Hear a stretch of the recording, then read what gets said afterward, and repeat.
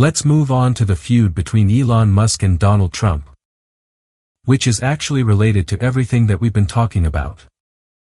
We have a clip of Donald Trump being asked about Elon Musk yesterday, during what was described as his Alligator Alcatraz tour. Go ahead and roll that. What happened to Elon Musk? Nothing. No. He's upset that he's losing his EV mandate. Yeah. He's very upset about things.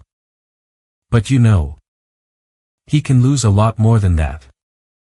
I can tell you that right now. Hey. Elon. Elon can lose a lot more than that. We might have to put DOGE on Elon. You know, DOGE is the monster that might have to go back and eat Elon.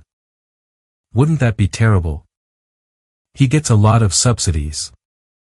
Peter. But Elon's very upset that the EV mandate is going to be terminated. And you know what? When you look at it, not everybody wants an electric car. I don't want an electric car. I want to have maybe gasoline. Maybe electric. Maybe a hybrid. Maybe someday hydrogen.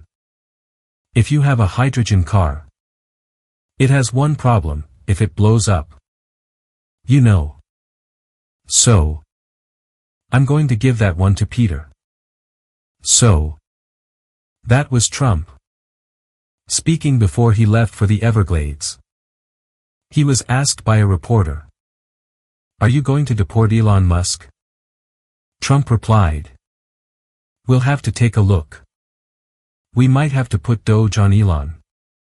You know, DOGE is the monster that might have to go back and eat Elon. Wouldn't that be terrible? He gets a lot of subsidies." Musk then replied on Twitter, which is the next element of this story. He wrote, quote, "So tempting to escalate this. So tempting. But I will refrain for now." In response to Trump's comment about subsidies, Musk also posted, "Cut it all now." Musk's argument, Ryan, isn't entirely dissimilar from the point you were just making about the nature of some cuts being self-destructive. However, he's coming at it from a totally different perspective. Well, not totally different. There's some significant overlap.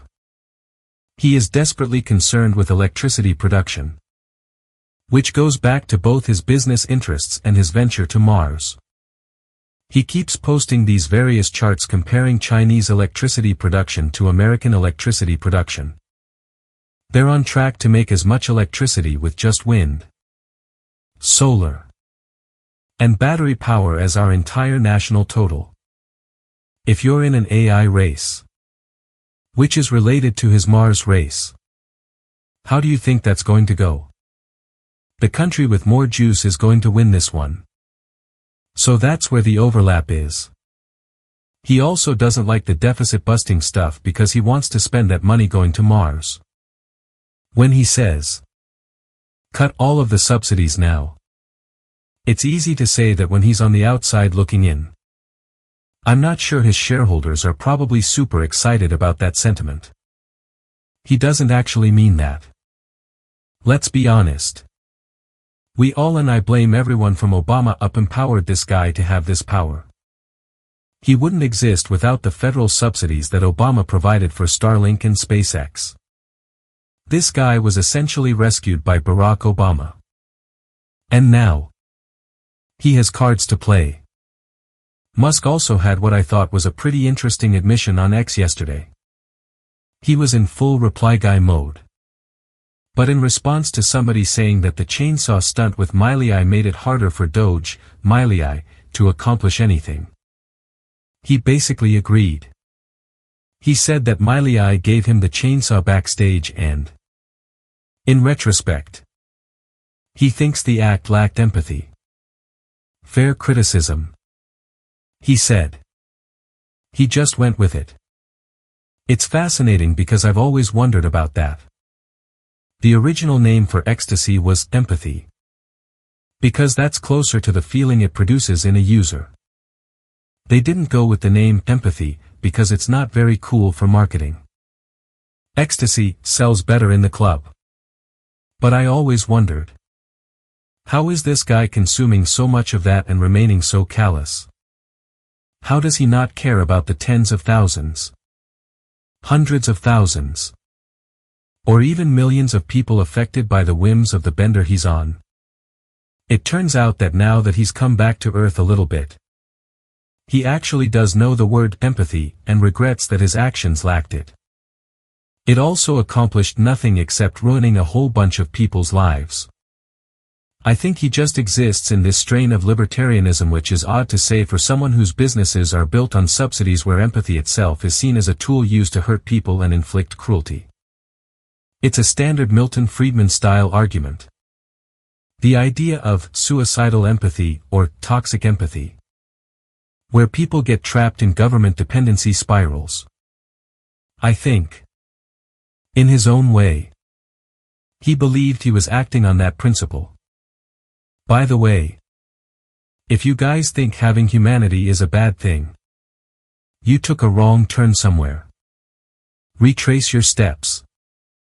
Elon's perspective seems to be that he had the cultural wind at his back in a way that he actually didn't. That post was so interesting because he was essentially admitting that he spent too much time with his own reply guys. Who would have thought that, Cattered 2, would lead you astray? And yet, here we are. In a simple post on X, Elon is admitting that he had terrible political instincts. And now he's demanding the Republican Party follow his current political instincts. Or else he's going to start a new political party. Sure. That'll go well. In the end. Beyond the headlines and the heated exchanges between powerful figures, lies a shared desire for a better future.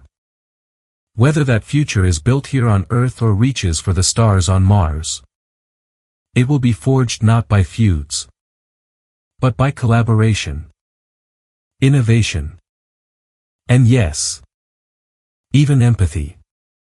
The conversations we have today, dissecting these very moments, are what sharpen our understanding and empower us to demand more from our leaders and from each other. The path forward is rarely simple, but staying engaged and informed is the most powerful tool we have. If you believe in the power of independent thought and want to continue being part of this crucial dialogue, please consider subscribing to our channel. Hit that like button. Share this video. And join our community as we continue to make sense of it all together. Thank you so much for watching.